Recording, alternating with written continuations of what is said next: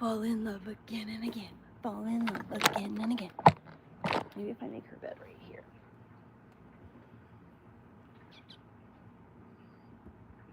Come here. I got a bed for you.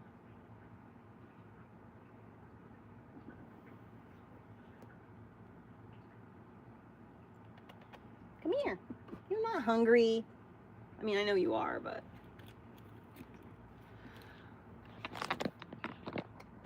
All right, tube.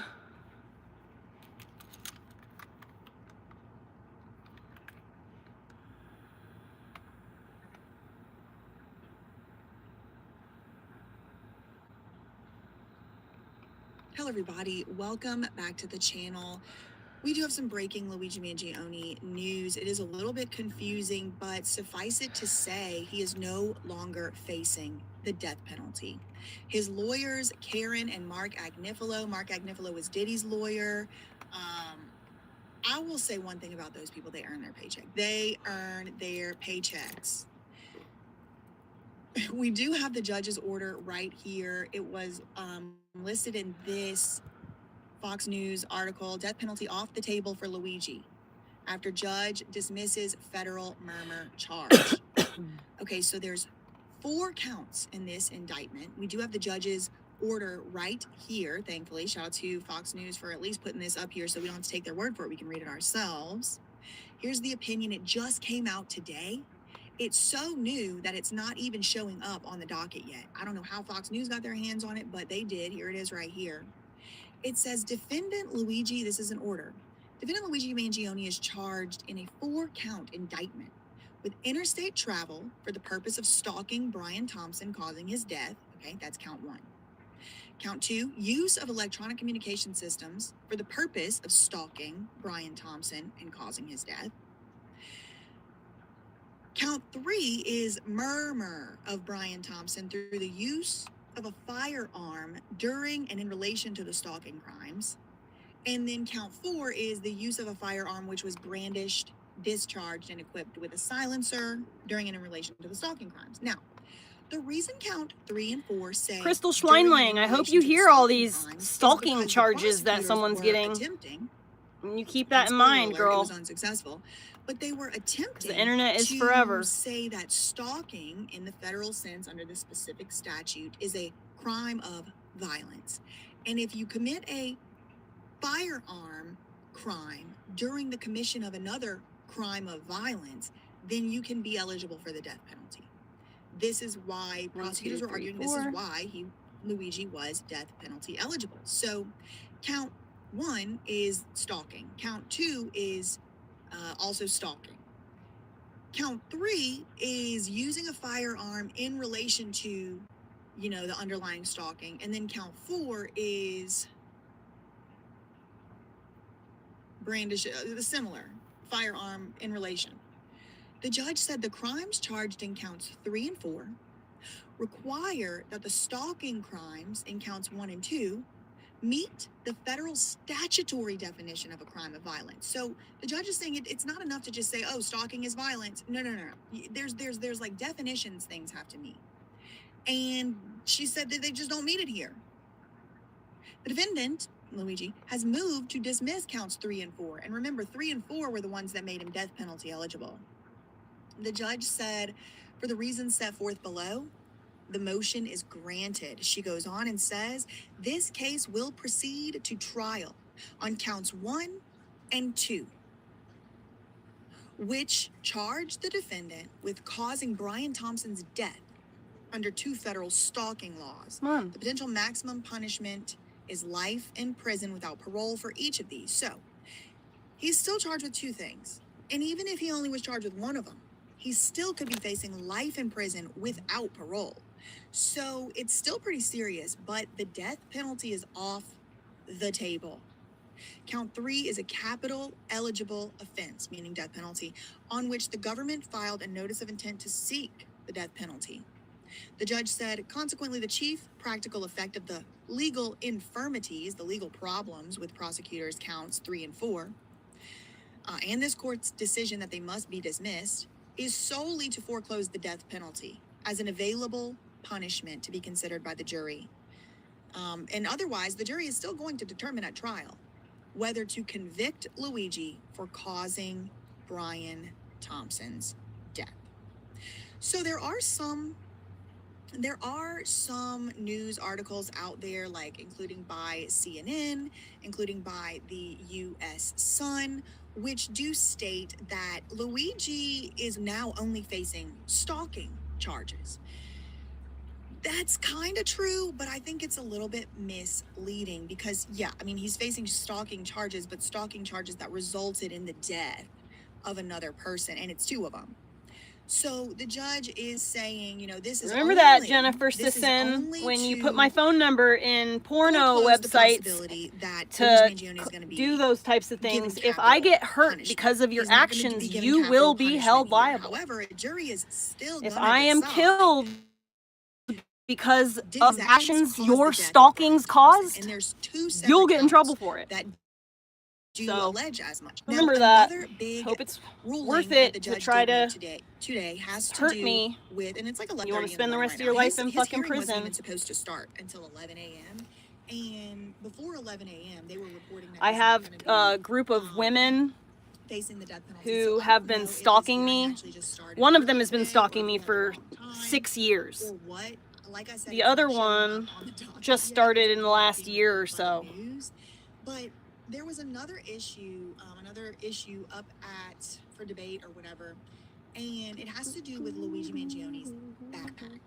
So the judge today also ruled to allow Luigi's So, trial evidence. what we are doing here is we are... I miss my gallery.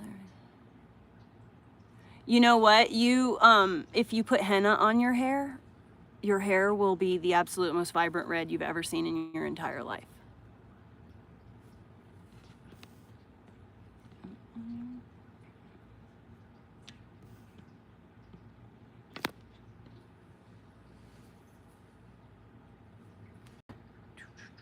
The fact that we were able to pull off an event of a century. So anyways, it's just I have these insane. 2 different strings. It looks like a mess on your side, as the event of a but century, on my and side, then go on to boast about how many people were there. Little bit weird. you You see guys, that? It's we starting just to pop pulled the color. It off- looks like confetti cake. Wait, did she say that? Did she say we pulled off, or am I making that up? Am I putting that on her? Sorry, Erica, Franz, am I putting that on you? I don't even know where to begin. The fact that we pulled it off, you guys. It's like it was all a big plan. She did say it. She did say it. were able to pull off an event of a century. We were able to pull it off. How did we do it? We pulled it off. All a big plan. All a big plan that was pulled off by a big club, and you're not in it. Erica Kirk, she's just a normal widow, a normal grieving widow. What is this like Tim Pool thing? I can't believe, he's got his beanie on. I can't believe that everyone is being so weird about Erica. No one's being weird about Erica Kirk. She's the one who's being weird, and we are all simply reacting Noticing it. to the weirdness, okay? Somehow or another, Candace Owens, maybe she explained it on her show, I have no idea, but she got her hands on a secret audio recording from a Zoom call in which Erica Kirk was talking about the event of the century. Charlie's funeral. Event of the century, you say? Was that like one of the last TPUSA events that Charlie Kirk held? Was that like the last AmFest when Charlie Kirk was still here, you're wondering? Was that some big campaign rally that they held for Donald Trump? The event of this century. Erica Kirk couldn't stop talking about all the money they made, how many people were watching in this event of the century, how many t-shirts and hats they sold. Oh, by the way, keep in mind, to everyone who donated to TPUSA, you still don't have your hats. You only have the little red Kabbalah rubber band bracelets, okay? So, the event of the century, what is Erica Kirk referring to? Her husband's funeral procession. Now look, I've never had a significant other, pass away. God forbid, God willing, that never happens to me. And, at an early point in life, So I can't say that I know how I would... I mourned harder. Oh, thank you, Ralph. I mourned harder for my best friend who died the funeral. I think of a Erica Kirk significant is mourned other, for Charlie something Kirk. horrific like that happened, God forbid. True, then I truly. would be calling it the event of a century. Thank you, Just Come on. Local. Come on. This old lady Event is of the century. knitting. Can you believe how much money? Can you believe how much money we made at the event of the century, my husband's funeral? Now this was Erica Kirk. So I'm doing an Few advanced weeks knitting ago, maybe technique few where you months ago. use 2 Remember this was strings her. Been following the story, and I'm you sure make do remember. your This thing was have her like a saying how design, a bad everyone geometric is design. for trying to investigate the But anomalies this in is the only official the second narrative thing I've ever regarding the knitted before, assassination of so Charlie Kirk, how bad and evil everyone is to because you they're gotta making realize, Ralph, hundreds of that's a dollars, 12-year-old. in some So yes, cases, I am thousands of dollars an old talking lady about to Charlie someone Kirk and who's how they believe 12. the official FBI narrative from Kash Patel is not actually adding up. Take a listen. Come after me, call me names, I don't care. Call me what you want. Go down that rabbit hole, whatever. But when you go after my family, my Turning Point USA family, my Charlie Kirk Show family, when you go after the people that I love, and you're making hundreds and thousands of dollars every single episode going after the people that I love because somehow they're in on this, no. You don't have to say it. You know, I have But then to she say just it, fired them, TPUSA so, like, has mercilessly. raked in $250 No, I don't watch million porn. Since Charlie Kirk was unalive. $250 million. $250 million, but she is condemning those who are making hundreds and in some cases thousands of dollars, talking about how they don't believe the FBI narrative regarding her husband's death.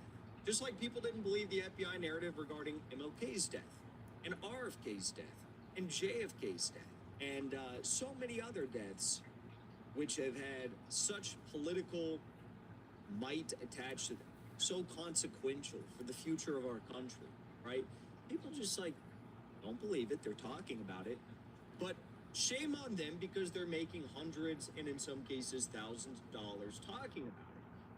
So now I want to show you, this is important, I want to show you the audio recording, maybe we have video, the recording of what Erica Kirk was saying and doing behind the scenes after her husband's funeral, okay? This is crazy. Candace Owens got this clip of Erica Kirk. This is Erica Kirk. This is her. This is what was really going on, okay? This is how she really is behind the scenes, okay? Take a look at this. Oh no, oh no. It appears as though I got the wrong clip, everybody. Wait. Sorry. Stop. Sorry, that was the wrong clip. My bad. No, here's actually the real clip. No, not that one. Not that one either. I think it's this one. Okay, so this one is the real Erica Kirk one. No. So, look, you guys, if you find all of this a bit weird, shame on you. You're the problem here, okay? I just want you to remember that. No. Here is the real audio recording of Erica Kirk behind the scenes in a Zoom call meeting with the other TPUSA employees talking about the event of the century, her husband's funeral. Hi, everybody. I still love all these emoji things. Wow. I don't even know where to begin. She's just like super happy, you know. It's like she's just like really happy, you guys. Even the little emojis that pop up on a Zoom call, she just can't stop laughing. I don't know, if I was going on a Zoom call, first of all, I'd be depressed. I'd be like, fuck, I gotta be on a Zoom call right now. You know, especially at the start of the Zoom call when you know you have like 30 minutes to an hour ahead of you to talk. It's like anything but this. And, the emojis. Oh, my husband's funeral, the emojis. The fact that we were able to pull off an event of the century, like, it's just insane. We had over 275,000 people that attended, and the stadium overflow, Westgate, insane, you guys. And then you have, is it 100 million? Now, I mean, I don't know how many times I have to. It's because I'm shocked, honestly. It's because I'm shocked. It's like I just never thought I would ever hear anyone in my life describe their husband's funeral as the event of a century and then go on to boast about how many people were there. A little bit weird. You guys, we just pulled off. Wait, did she say that? Did she say we pulled off, or am I making that up? Am I putting that on her? Sorry, Erica Franzfi, am I putting that on you? I don't even know where to begin. The fact that we pulled it off, you guys. It's like it was all a big plan. She did say it. She did say it. were able to pull off an event of the century. We were able to pull it off. How did we do it? We pulled it off. All a big plan. All a big plan that was pulled off by a big club, and you're not in it. We pulled off the biggest scam on the fucking planet. It's just insane. We have Like, who says we pulled off a funeral? We pulled off the event of the century, my husband's funeral. had over 200 and stadium overflow, Westgate, insane, you guys. And then you have, is it 100 million? You guys that heard the gospel and all about Charlie and all about everything that you guys do and the hard work of Turning Point USA is insane. We had thousands that were registered to vote. I think we're at like over 200,000 for merch sales. Don't quote me on that because I think it just keeps like bumping up like crazy. But She said it. The merch sales, you guys. 200,000 on merch sales. It just keeps bumping up like crazy. I know my husband is dead, and I know it's, we just had his funeral, but I can't stop checking my phone about the fucking merch sales, you guys. I check the hats, I check the shirts, I check the coffee mugs, the stickers. Wow, 200,000. I'm refreshing. Probably that's actually why Erica Kirk continued to do this weird media tour and continue to have all of these big whoopsies in the media, because she actually wasn't following anything that anyone was saying online. She was probably just like looking at her merch sales the entire time and just shocked at how much money she was making, as she recounts with her team about how they pulled off the event of the century. She was completely oblivious to what everyone was saying. I just wanted to say a huge, huge, huge thank you to the events team, the development team, the graphic design team, the production team. It's just phenomenal. Their incredible work of leading into the memorial. And honestly, a lot of the staff that worked on the memorial, they had 20-hour days for a week during the time of us grieving the loss of my husband. And honestly, I know Grieving the loss of your husband, I'm sorry. I'm sorry. You are looking at your phone about all the money you're making. You're staging a takeover of this organization. You apparently Just a lady found minding their some own to business. raise $250 million. Yes, exactly. And, you were on a media tour.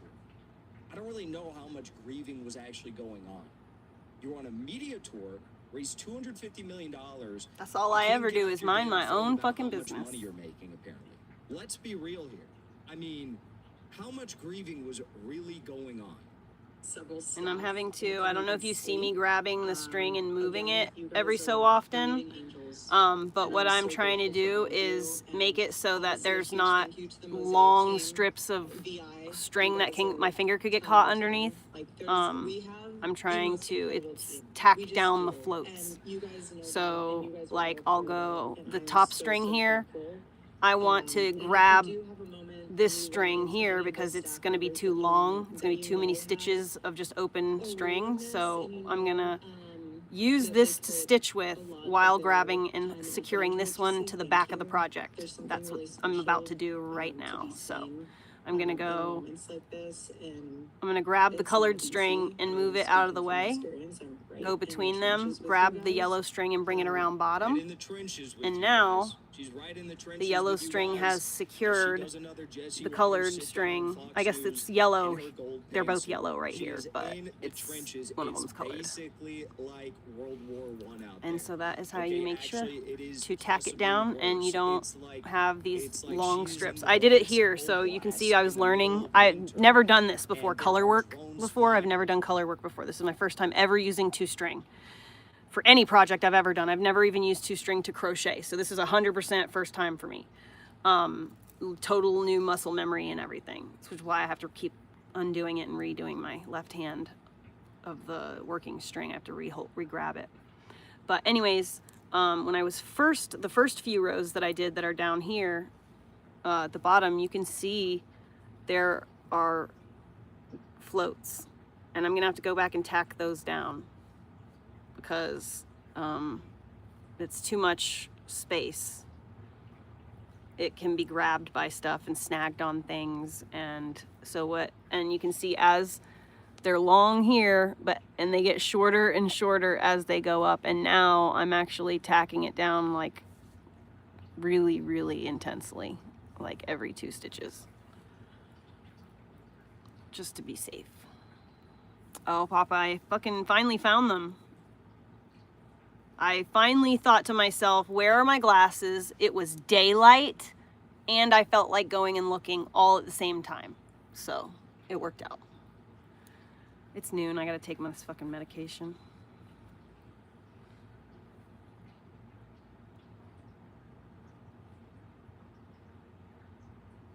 I'm not really like hungry, so I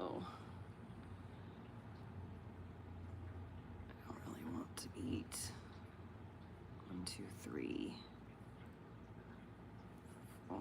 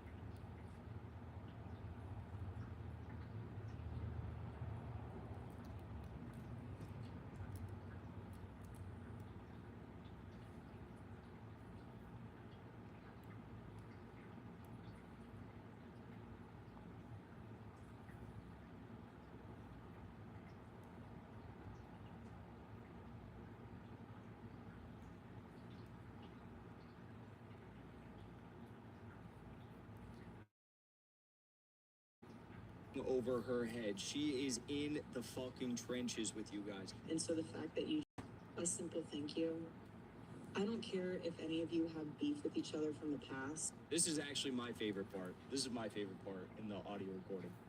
Or have any issues with someone said something about this or that. Like, if you guys have any of that, please put it to rest. My husband's dead. Like, I'm not trying to be morbid, but he's dead. And I can't put it into words, but like, maybe I'll try to put it into words. I don't know. I just wouldn't want my significant other to be talking about me and just like flippantly saying I'm dead like that to people in what you might expect to be kind of like an emotional call.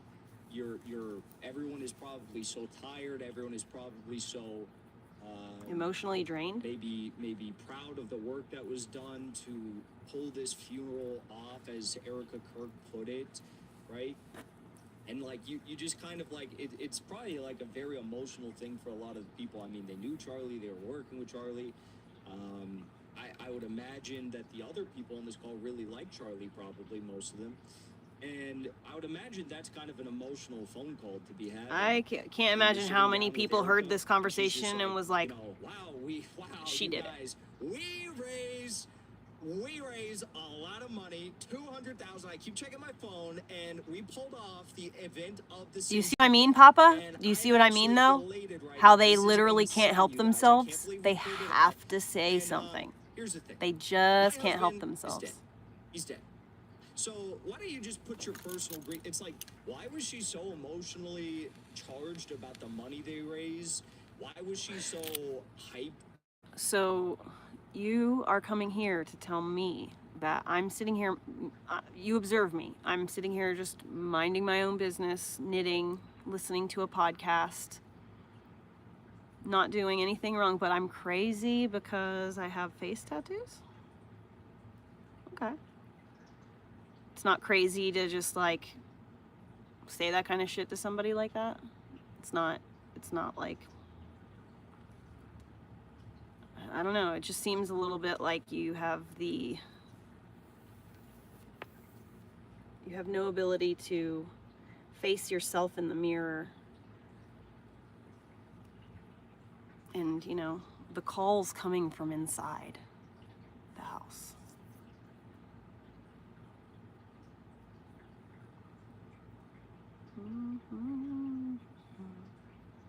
Isn't it funny how, like, that woman Crystal thinks she's so fucking cool and whatever, but, like, these are the type of people that she is, like, in the group with.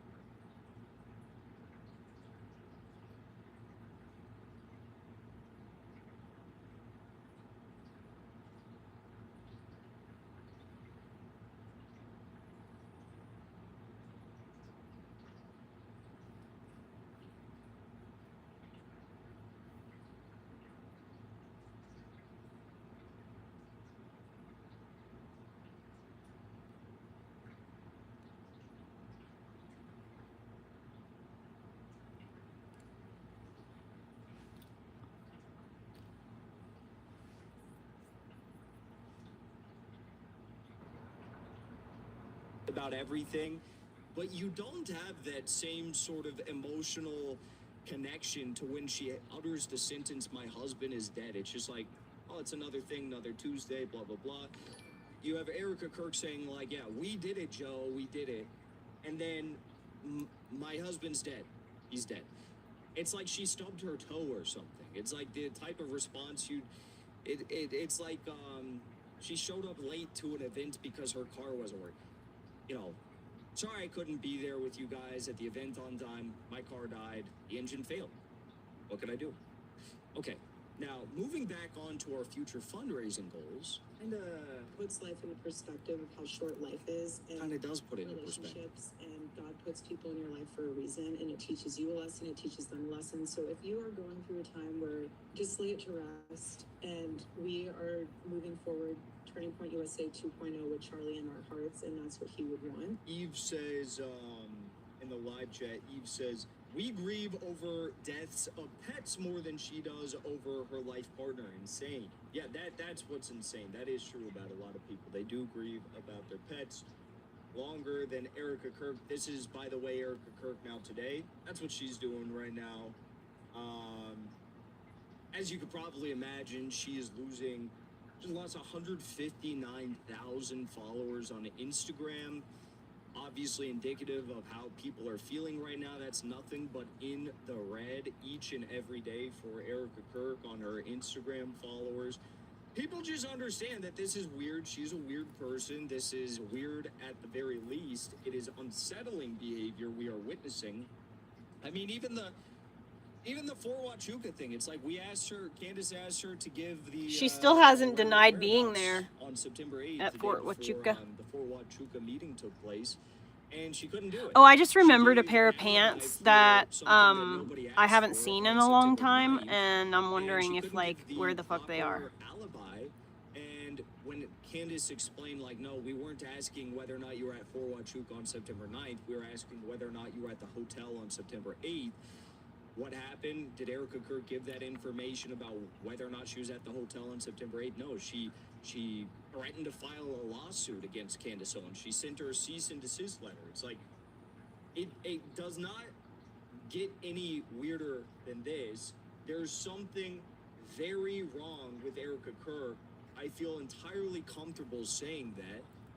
Even this clip right here, I just saw this on my feed. It's like just. Yesterday was the 3-year anniversary. Oh, sorry, the 3-month anniversary. It feels like 3 years at times. It feels like 3 years. Doesn't it?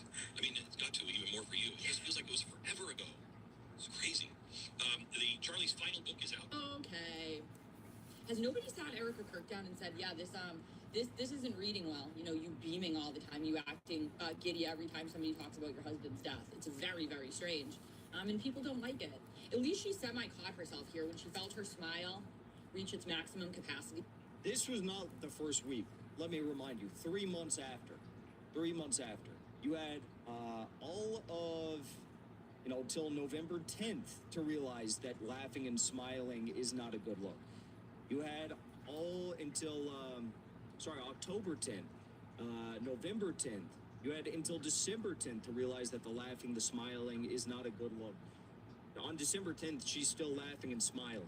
Okay, at least halfway through, she kind of realizes how she looks, and she stops smiling, but like her initial reaction is to just start cracking a giant smile. She was like, oh shit, maybe I should reel it in. You should reel it in, Erica. And I agree, it does feel like it's been 3 years since Charlie Kirk's been gone, because we have seen you every single day for 3 months. And that's more than we ever even saw Charlie Kirk. Okay, I said this before, it's like, Charlie Kirk wasn't this famous. He's more famous after his death, of course, because of the way that it happened. But this woman is just everywhere all the time. And it's just too much, okay? I think that you should probably be home with your kids. For all the people that are criticizing anybody that finds this weird, I have a hard time believing that you have ever lost somebody close to you, especially in a tragic way. Because anybody that has gone through a real grieving process knows that this is very bizarre.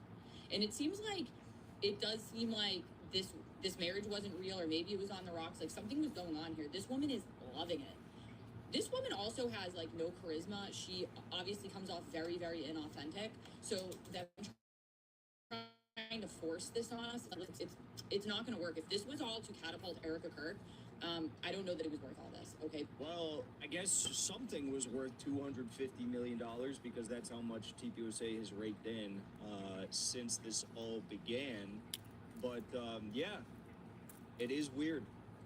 It is really weird, to say the least. Erica Kirk laughing, smiling through it all, celebrating the fundraising numbers, celebrating how they pulled off the event of the century. I feel like I had something else I was going to say, but I got so distracted by this, like, weird video of her laughing again that I totally got sidetracked, because it's just so random and weird. Oh, yes. You know what I thought of when I, like, first saw this video? What I thought of, I'm like, she's literally gonna write a book. Like 5 years from now, 10 years from now, there's gonna be a book, and it's gonna be like, If I Did It. Full O.J. Simpson arc. I'm calling it. This is a full O.J. Simpson arc. Even O.J. Simpson tried to play it off more than Erica Kirk is. All right, and I want to be very clear to the litigious attorneys at TPUSA. I'm not saying she did it. I'm saying maybe she'll write a book saying If I Did It, like O.J. Simpson wrote the book saying If I Did It. That's all. So we'll see. Maybe that book will come out. Maybe it won't. I'm not saying it's in the works or anything. I'm just saying there is a possibility. Possibility I might write a book called If I Did It. Before you leave, I want to say thank you for the support, because after 2 years of being banned, we are finally back home on YouTube. So be sure to subscribe to our channel and also join as a member on our channel using the link at the top of the description. I rely on the generous support of viewers like yourself to get the truth out to as many people as possible. You can also support the show on Locals or Give Sin Go. The mainstream media and the powers that be are never going to stop attacking us or bringing the truth to as many people as we do. Thank you so much for your support.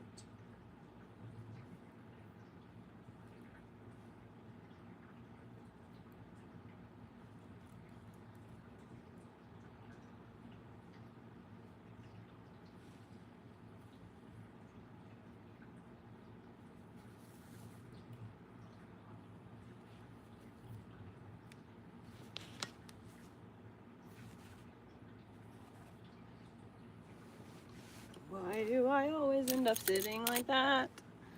I need a chair. I need to sit like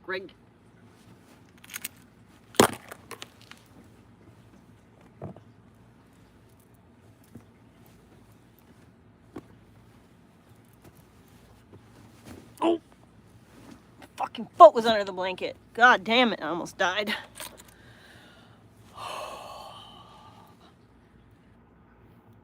Don't mind my giant pad.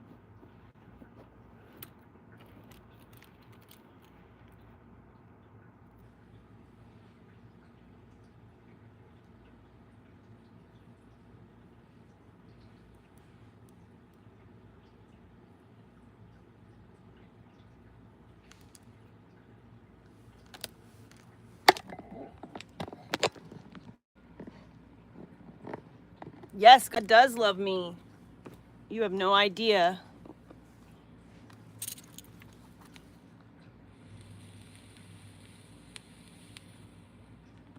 What do you mean, how does my room look like that? It just do.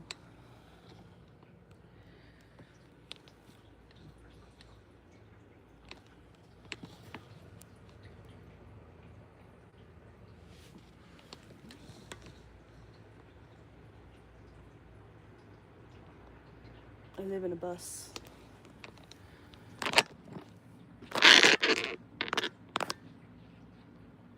It is really long. My hair is super long. The evil eye is when someone watches you and thinks hateful thoughts.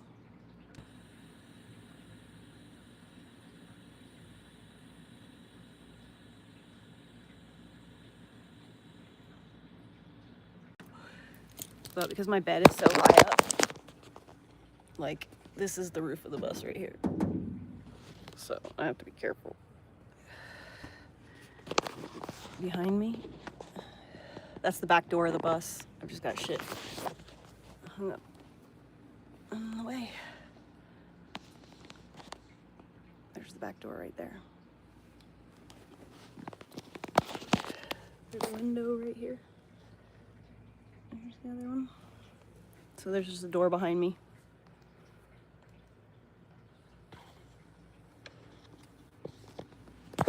I can't show you because it's like bolted shut. I'm gonna deal with all that shit right now.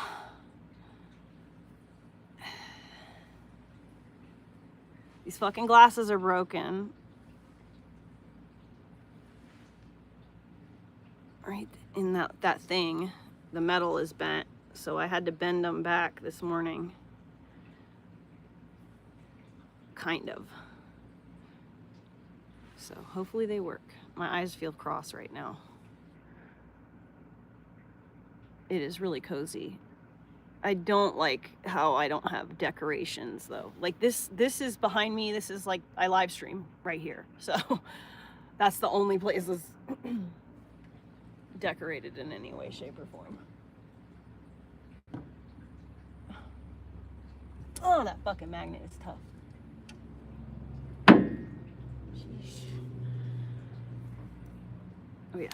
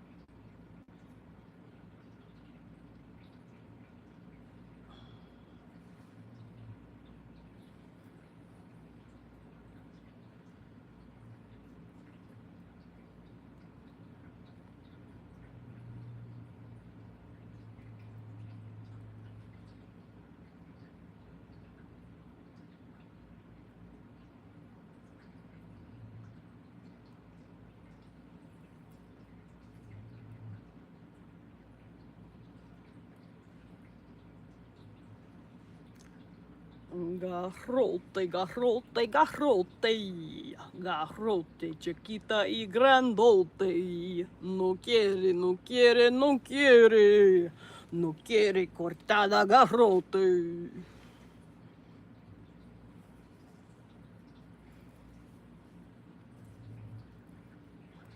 Don't ask me where that just came from. And you hear what you're making. Aw, thanks, Brooke. Shit. Let me show you guys this. So this is only the second thing I've ever knit in my entire life. I've never knit before. I feel like it's really important to say that I've never knit before because it's quite an accomplishment, apparently. The lady at the knitting store called me a knitting genius, a knitting savant, and no one's ever said that to me before. So I'm like, kind of like, you know, all up in it right now. I'm sucking my own dick, don't mind me. But this is the first thing I ever made knitting. It is a shirt. It fits, but I did make mistakes. Like, I didn't use a pattern, and so I increased too many stitches too quickly, and so now it has this like puckered ruffle action happening instead of it sitting flat, you know, it's ruffled, which is not what I want. And because I didn't follow a pattern, I didn't know I needed to make this yoke. It was a circle, like just like this. It started out just exactly like this. This is the neck hole right there. So I was about, this is where I'm at right now. Here is here. So anyway, I just increased too many stitches too quickly and fucked up. And so yeah, there's just too much volume in this area, but I didn't make it long enough. I should have made it the whole thing. I should have made the thing like that, the big donut. I should have had it come down to here, and instead I stopped it right here. And then I moved on to the body, and I separated for the shoulders. I was just really excited to try separating for the shoulders. I had never done that. I mean, you know, I was just going and learning things as I was going. So I was excited to try the new thing, and I was like, kind of just jumped the gun by like probably 5 rows. But lesson learned. I also learned a lot. And I mean, so yeah, I watched a video to teach myself how to cast on. Then I watched a video to teach I practiced for like 2 or 3 days. I cast on and then knit it for a while, and then I fucked up, so I had to undo it and frog it. I did that for 3 days in a row on the neck of this. And then finally I was like, all right, you know what? Let me switch out yarns. I stopped using cotton. I switched over to this acrylic cheap shit. And then I was like, all right, I'm gonna go forward now. So on the 4th day, I finally was able to move past the ribbing. So I did the neckline, and then I watched a video how to do that, and then I watched a video how to do the yoke, and then I watched a video when I got to the point where I needed to separate for the armholes, and how to do the armpits, how to make the sleeves, how to make the body, how to cast off, how to do ribbing at the bottom, how to cast off the needles. I just never done those things before, so I just learned them as I went. So I took this in, told the lady at the knitting store that, and she called me a genius and said that I'm a knitting savant. And like, that's crazy to me, but I also don't feel like, it's funny, like it's kind of funny to me, you know, that someone called me a genius or whatever.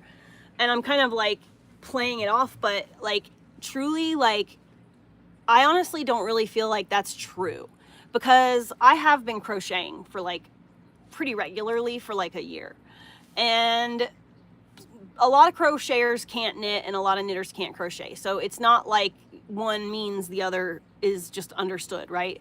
Knitting is a lot different. But like, for whatever reason, my brain just fully understands what is going on here. And so like when I make a mistake, I understand why I made that mistake and how to correct it and not do it again in the future. I'll probably do it again in the future a couple more times because that's just how I learn, but it's a lot to take in at once and then put into practice. So I'll probably, as I go, fuck up and remember and go back, or, you know, or just live with it and then know that that's what I did. But the whole thing about being a genius about it, like, I don't know, dude. I just don't, I think people throw words around too, you know, people aren't serious and people don't say what they mean, you know, so I don't know. I don't necessarily I don't necessarily know. These people are social justice warriors, so I literally was walking into like, you know, an anti-ice den.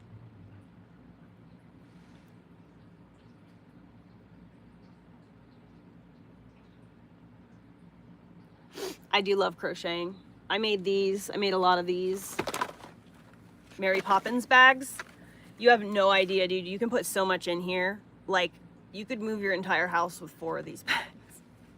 I'm not kidding though. I put 2 towels, all of my shampoo, conditioner, body wash, lotion, body oil, deodorant, face cleanser, face lotion, rose spray. I put my perfume, a bottle of water, all of my knitting stuff, my knitting book, my spare battery, my pack of jewels, and and 2 balls of yarn in this bag just to go take a shower or whatever, you know, at someone else's house. I had to do laundry and take a shower while I was out and about. So I had to bring all my shit with me. Those bags truly hold so much, and you would never like believe it. Like, you can kind of see how big it is just because there's something heavy in it, but just in general, it's not really a very big bag. It's really not, but it holds a shit ton.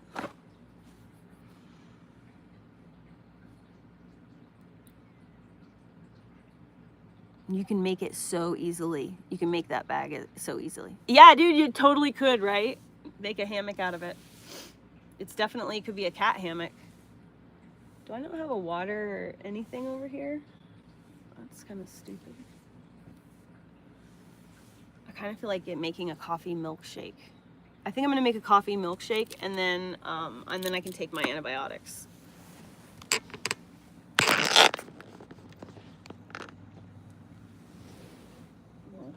wash this cup out because I don't have any more cups to use.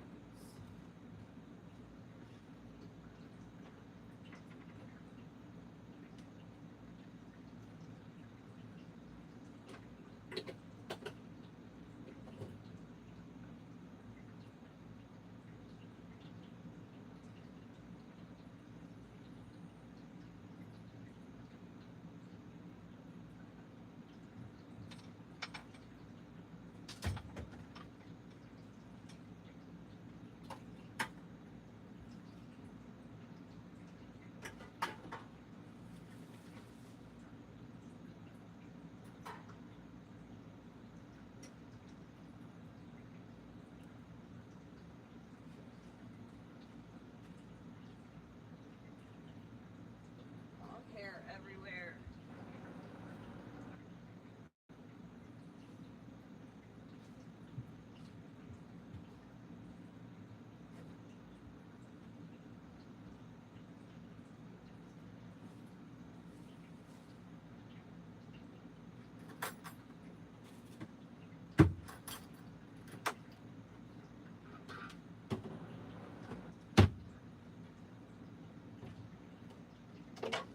Okay, you can't grab and touch anything apparently.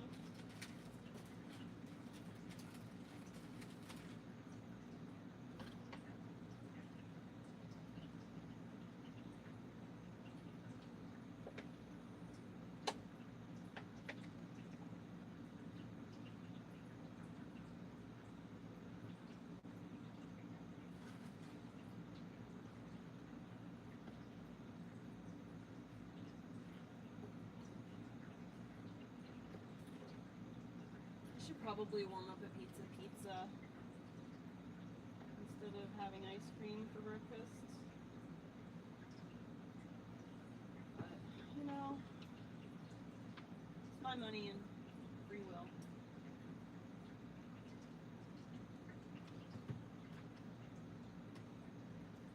This is the kind of shit I dreamed of when I was a child.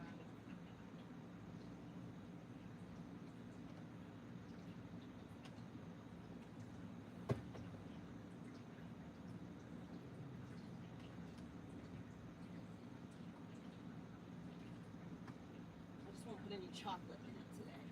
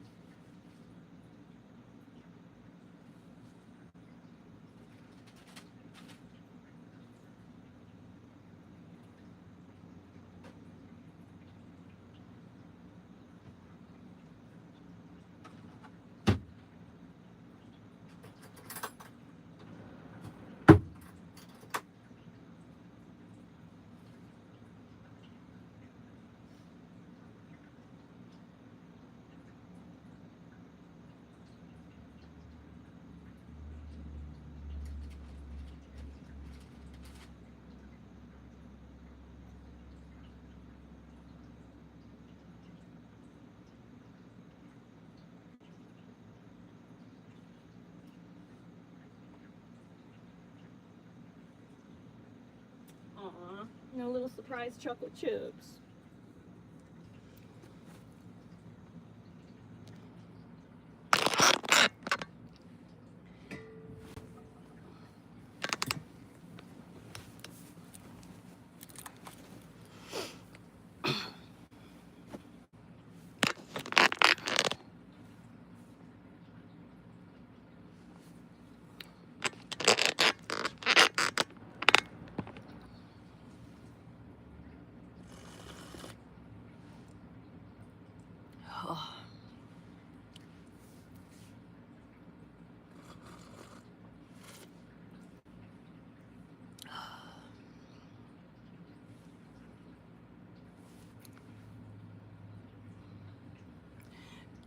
I wonder if my insurance would pay for the Walmart eye doctor person. It's a good idea.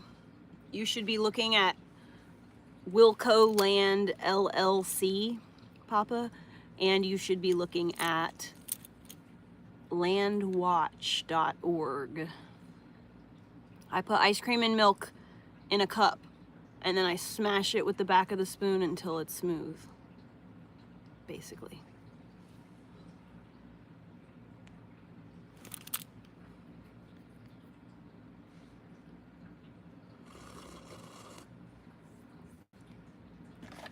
I guess I'm gonna take some antibiotics.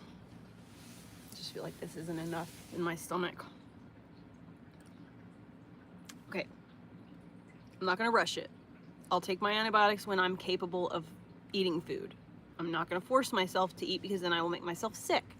So, hopefully this will whet my appetite and start that fire going. The first website is Wilco, W-I-L-C-O, land, or Wilco, yeah, Wilco Land LLC. Oh fuck, now I can't remember.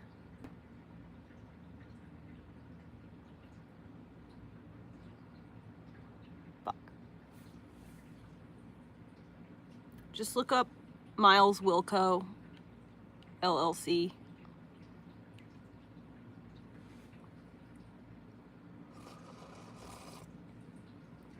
Look up Miles Wilco. He sells raw land. I think it's wilcolandllc.com. I just don't remember now. I've said it a million times, but for some reason my brain just, now I'm confused.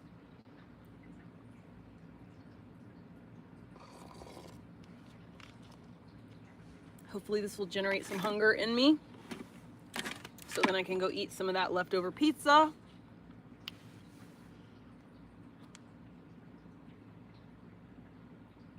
Why would Baldoni's team fight so hard?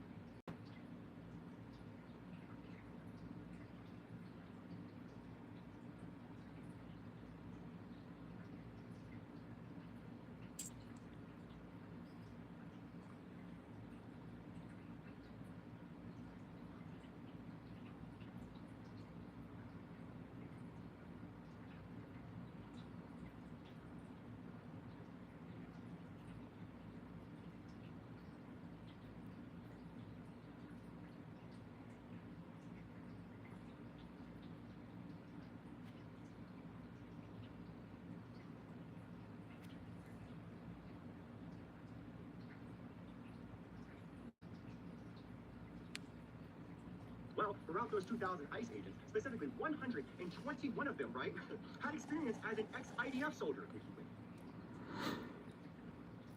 You know, we've said this on the show, whatever we do to people overseas, we're going to eventually do to our own people. And we see that as the police now look like they're in a war zone. Every time they go out, they look like they're going door to door in Fallujah. They look like they're in Afghanistan fighting the Taliban, but they're actually supposed to be serving American citizens. And they now, especially ICE, when they're driving around in unmarked cars with masks on, because, you know, that's the guys on the right side of history always do that. Here, APAC Tracker tweets out this video by Prem Thacker, and why does ICE look more and more like the Israeli military lately? Why does ICE... Well, I've been saying that. They look like the Israeli military, the way they're handling things. Yes. A lot of shooting of American citizens, you know? ICE is... So, this guy, Prem Thacker, he has an idea why. Let's listen. Did I drop two? Why is the U.S. and ICE behaving so much like Israel and its military?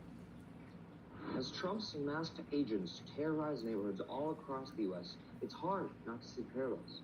The violence, the in-your-face lies, the slandering of their victims, and the self-victimization of themselves. Take the murder of Renee Nicole Good. The administration is demanding that you believe something that's completely different from what you can see with your own two eyes. They accuse her of Terrorism? and say that she Weaponized her vehicle. and that she was stalking agents who then feared for their lives. ICE is behaving how Israel does every time they kill a Palestinian child, doctor, journalist, or parent. We describe it simply. Every accusation is a confession.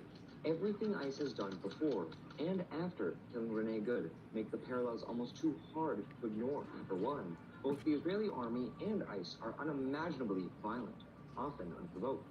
Both have an knack for ramming people's cars or pulling people out of them, brutally arresting and assaulting common people as if they're dangerous threats, and blocking doctors or ambulances from reaching their victims. Both also act as completely unaccountable occupying forces. In Palestine, Israeli soldiers oversee a vicious apartheid system. And that's In the why US, they're going to be masked able to agents get demand people's papers, find beat up people people's in our elders, army and who march will down do towns that they're scoping what out in other Americans countries for won't. the U.S. to attack. And then there's the rhetoric. In addition to smearing victims as terrorists, they both build pretexts to justify even more violence, even against kids. Both, after acting in a way that causes any normal person to be outraged, then scared that I howl fucked up. they're the ones with the right to defend themselves. That guy acted in self-defense. Self-defense. Both use propaganda videos to not just lie, but completely reframe reality. Agents and CBP officers that are I'm glad you found my channel too. doing God's work, living Have a His great community. day. And both are pouring millions into influencing you and keeping the violence coming. And finally, there's the links between U.S. and Israeli agencies, security partnerships and cooperation agreements, synergy and admiration between their border walls, sharing the same weapons and surveillance suppliers. There's even an ICE office in Tel Aviv. It's all so similar. Why is for there reason. a U.S. The people in immigration power office in saw Tel how Aviv? tolerant we were to send our tax That seems dollars kind of to help weird, Israel right? occupy and carry out a genocide in ICE Palestine. is the Some of those same United tactics were States bound to come home. immigration Violence we enforcement, support or right? even tolerate elsewhere only tarnishes our own soul. And Why it makes would we it all have the more a... likely it'll come back to be used against all of us. I don't That's know. right, including you. I So don't guess really what? go there ever. It does. Their tactics If I are post there, usually it's almost because exactly Facebook like the posted IDF there, does and when then they're slaughtering Palestinians and when they have to kill kids. It's exactly the sometimes same. I remember I Just what have you an said, he just Instagram, so spelled I it go out check for my you. I don't messages, have to but repeat that's it. pretty rare. But Project Constitution, they get this. They, according to Project Constitution, 121 former IDF soldiers are now working as ICE agents in Chicago. Yay! We just uncovered that DHS is straight up contracting former IDF soldiers as ICE agents and bounty hunters right here in the U.S. soil. Public records leaked show over 120 ex-IDF operatives are embedded in ICE Chicago's office alone. Just 2,000 agents reviewed. That's out of just 2,000 agents they reviewed, they found 120 IDF guys. Their last names all traced back to Israel. No other job history, faces hidden. Yeah, because exposure would blow the lid off. And get this, Israel has even its own ICE office in Tel Aviv, as he just told you in that video. That's not partnership.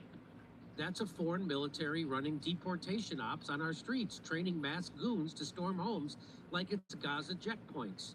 This is the smoking gun. Dude, We're they're not a literally sovereign training nation those anymore. We're boys occupied territory, to folks. be in a Contract United prove it. States Our government territory. isn't handing keys to Tel Aviv. That's exactly what Our they're doing to government those is guys. handing the keys to Tel Aviv. Insane? You bet. Treasonous? Absolutely. So here, guess what? I have a video to show you that kind of backs this up. Let's listen. Oh, I'm getting And we dizzy. just found out that a lot of ICE agents are actually IDF soldiers. This is crazy as fuck. I need everybody to save this video just in case it gets taken down again. I just did a video about 30 minutes ago. I've been trying to get it appealed. The appeal did not get approved. Anyways, I presented some identities, okay, of certain ICE agents located specifically in Chicago, a group that I associate myself with their public record, found over 2,000 ICE agents, right? Well, throughout those 2,000 ICE agents, specifically 121 of them, right, had experience as an ex-IDF soldier. If you went up and down this entire list of individuals, you'd notice that their last names in particular, right, all lead back to one specific location with no other job experience. And maybe it won't let me post it because it's personal information. I have no idea. But there's literally a whole motherfucking list of these people. And they all look the same. Which tells me exactly why they're choosing to hide their faces. Because just imagine, right, if some information like that were to get out. Which is why I'm making this video once again. I'm just saying, if you look into the background of these specific individuals, you might notice that they're not exactly a U.S. citizen. That in itself would prove everything, especially why they're acting the way that they are. There it is. There's the office in Tel Aviv. ICE considering paying private bounty hunters to track immigrants. Immigration and Custom Enforcement is reportedly exploring a plan to contract private Whatever bounty you hunters. choose to look at is what you're looking at. Here's another one. The document reportedly describes giving contractors dockets of 10,000 people at a time with additional assignments to increase to 10,000 up to 1 million. Earlier this year, a group of military contractors, including former Blackwater CEO and Trump ally Eric Prince, reportedly circulated a plan advocating for private initiatives to track immigrants. Let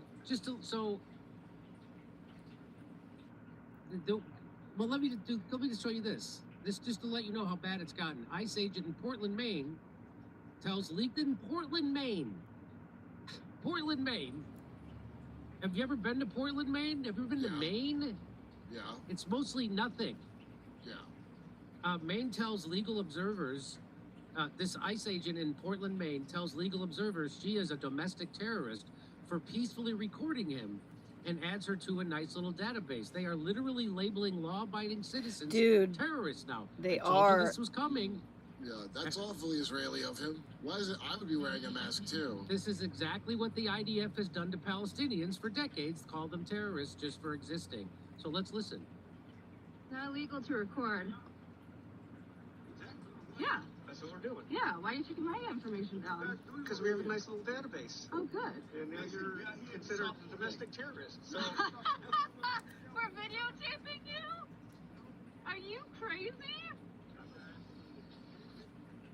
So you're for practicing your constitutional right, you are now considered a terrorist by these ICE guys.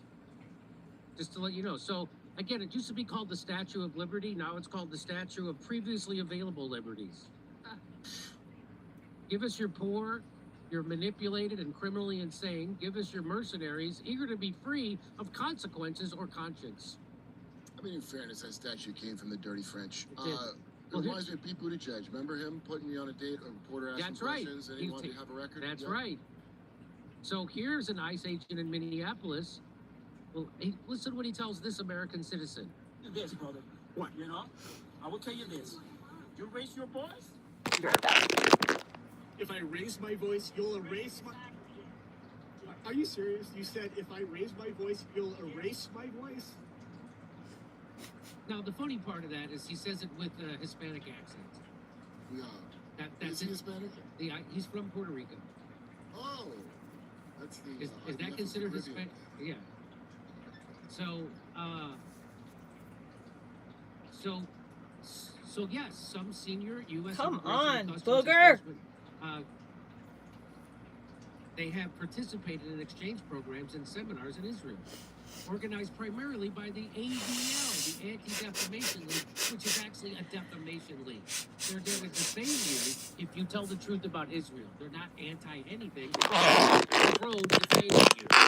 They're actually a treasonous organization that's done spying and been caught doing it many times throughout the 90s, and their whole founding is a lie. They're the biggest scum in the world, and they're supposedly the leftists, but look what they're helping with. That's right. And so the ADL is the ones who are getting ICE agents hooked up with the IDF, involving briefings, site visits, discussions with Israeli police, security forces, and counterparts. These include the ADL's national counterterrorism seminars and all that stuff. One example, Peter Edge, later acting ICE deputy director, attended a 2015 ADL seminar in Israel. Program descriptions emphasize educational peer-to-peer learning on counterterrorism, intelligence, and security challenges, including meetings with Israeli National Police and visits to sites like checkpoints, not hands-on tactical or physical training. Critics, via campaigns like Deadly Exchange by the Jewish Voice for Peace, argue these exchanges between ICE and Israel allow ICE to adopt militarized tactics, surveillance, detention, and deportation methods from Israel's occupation practices involving military elements due to overlaps in Israel's security forces. There is no evidence of a direct official program where the Israeli Defense Forces trains ICE personnel, nor why claims of direct... Okay, so there you go. And so this is a great thing. This is what... So here's that woman that got killed when she was trying to drive away from the ICE agent. She clearly turned her wheels and wanted to get out of there, and then she shot him in the face. He shot her in the face, as he was calling her an effing bitch. Sounds like he was really scared for his life. Sounds like he was trained in Israel. And this is what the media. So this is her trying to run away. This is ICE trying to stab her. But this is what the camera showed. This is not just for this, it's for a lot of things. It makes you look like the person being stabbed is doing the stabbing. So of course, just like Malcolm X said, if you watch the mainstream news, they'll have you sympathizing with the oppressors and hating the oppressed. And that's what's happening. But anyway, I wanted to show you that that's why it's so crazy out there.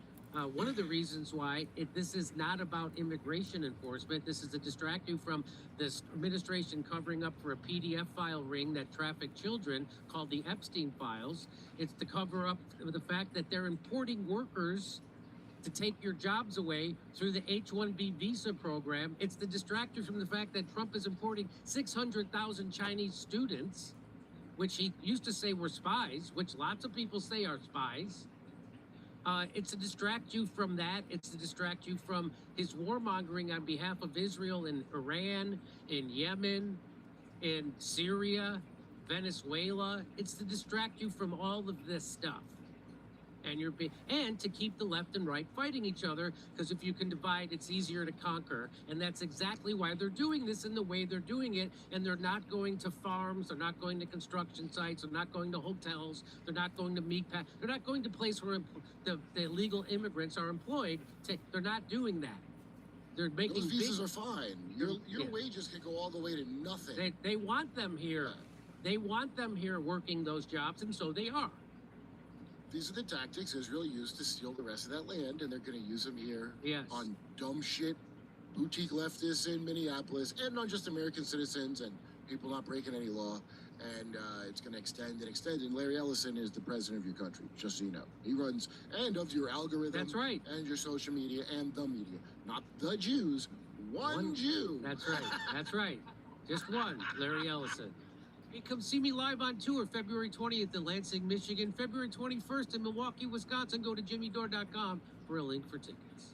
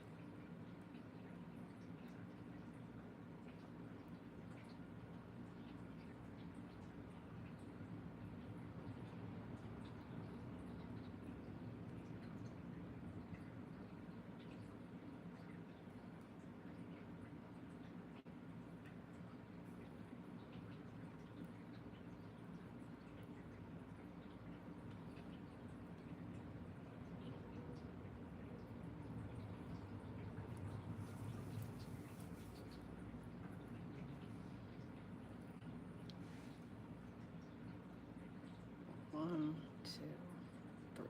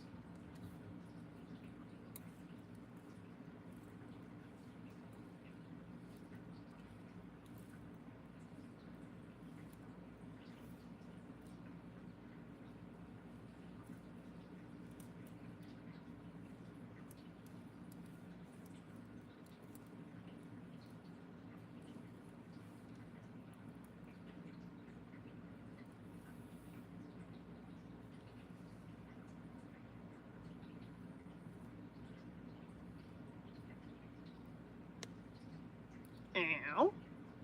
That was my broken wrist that just cracked.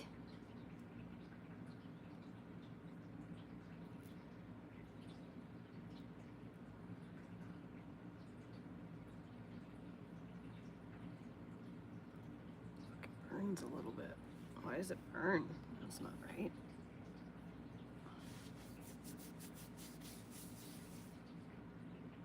We're almost ready to start a new pattern, row pattern.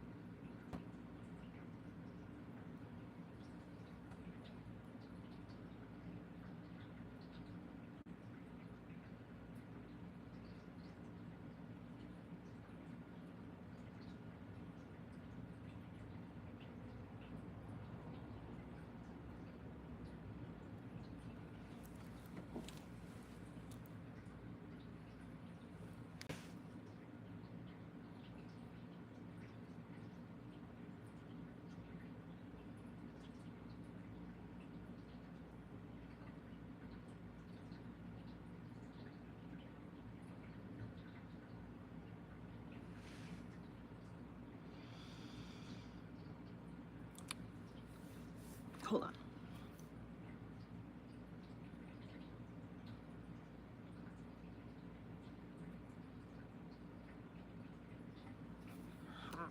Ow! Just pulled my nose ring. I accidentally did an entire ring of the wrong pattern.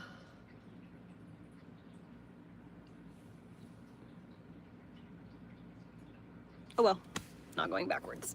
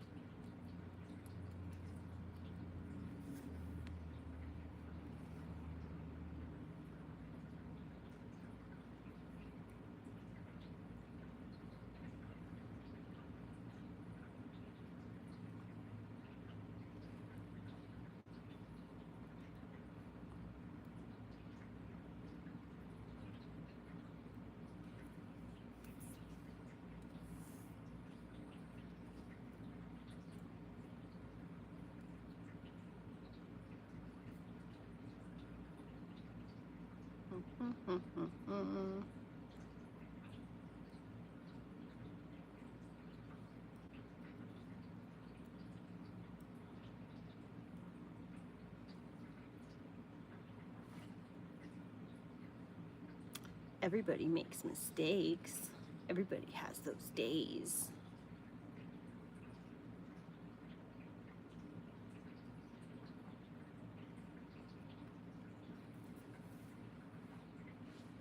See, I think that's the difference, and that's like, I'm not a savant. Savants don't make mistakes. They just like, blah, just stuff. And it's like all perfect and correct.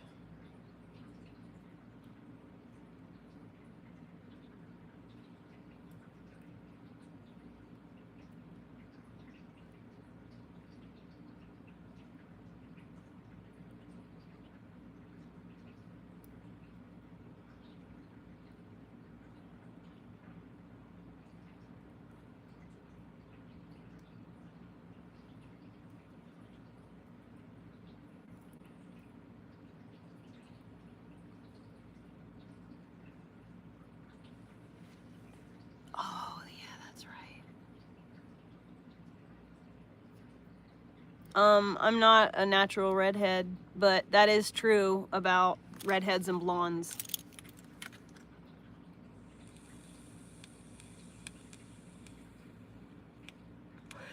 I have a Chinese friend who we called him Panda Obviously, he's Chinese. We called him Panda. And he used to call me Pink Nipple. Pink Nipple! He never saw my nipples. He just assumed.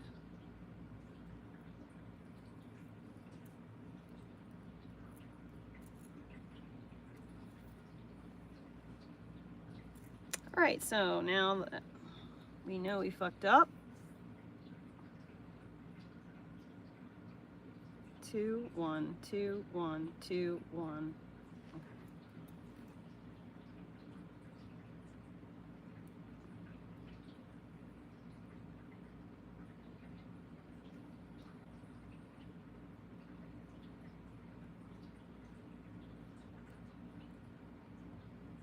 Can't wait till I fucking increase my stitches a little bit and it's not so hard to move my stitches around. It's just a couple stitches. I just need a little bit more length so that it's easy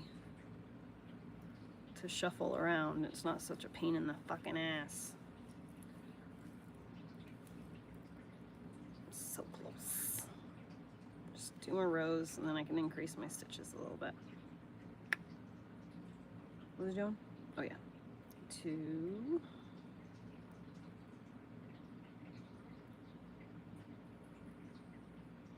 2. 2.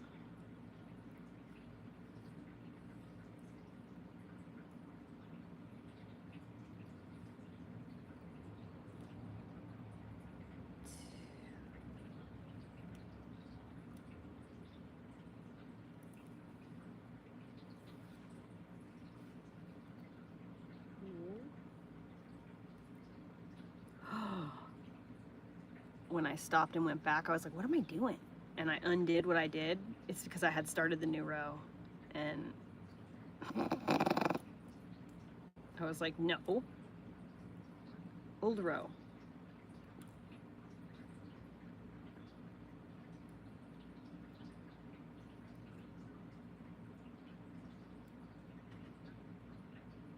Right? 2, 2. Oh no. 2, 1, 2, 1. That's why Heather, it's not 2, 2.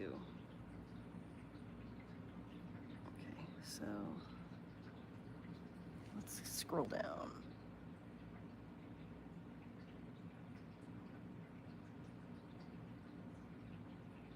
Okay. 2, 1, 2, 1, 2, 1. Okay.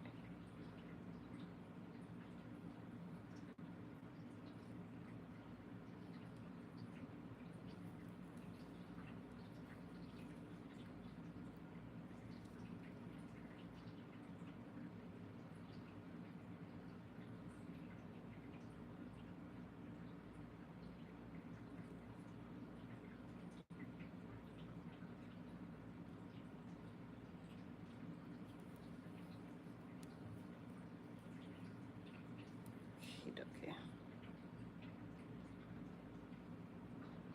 All right. Now that we've gone backwards. 2, 1. Open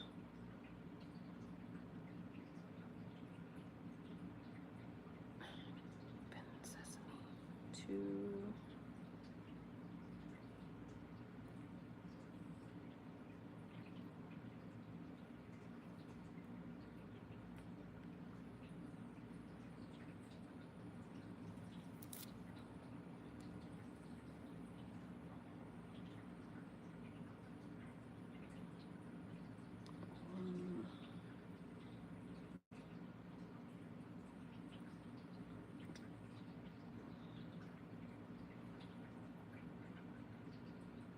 2, 1, 2, 1, 2, 1.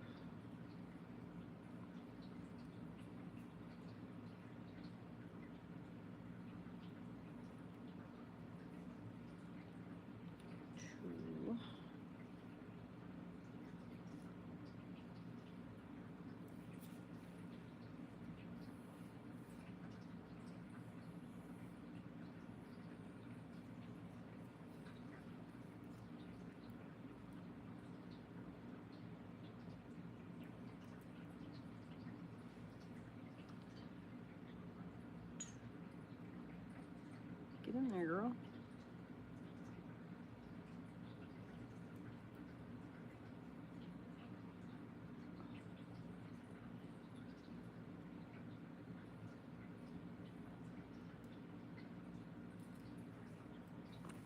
purple.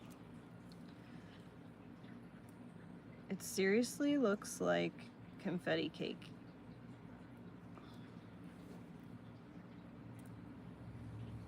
I really like the way that these like color changing yarns look. Okay, that's like really gross. What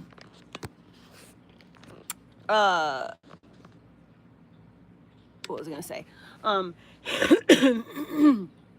like the way that color change yarn makes a project look. So like, you know, it's just the little bits of color that are coming through as you're doing these designs. So the designs slowly morph colors. It's so neat. I really, really, really like the way that it looks.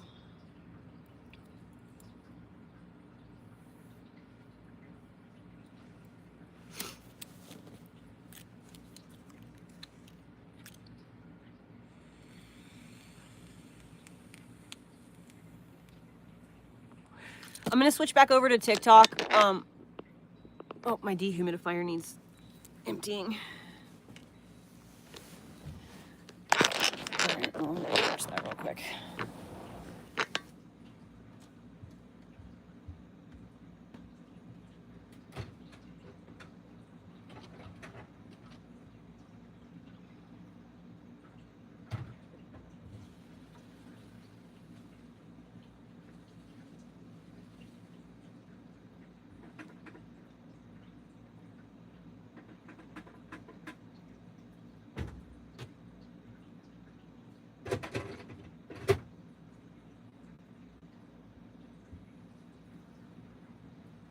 All right, see you later.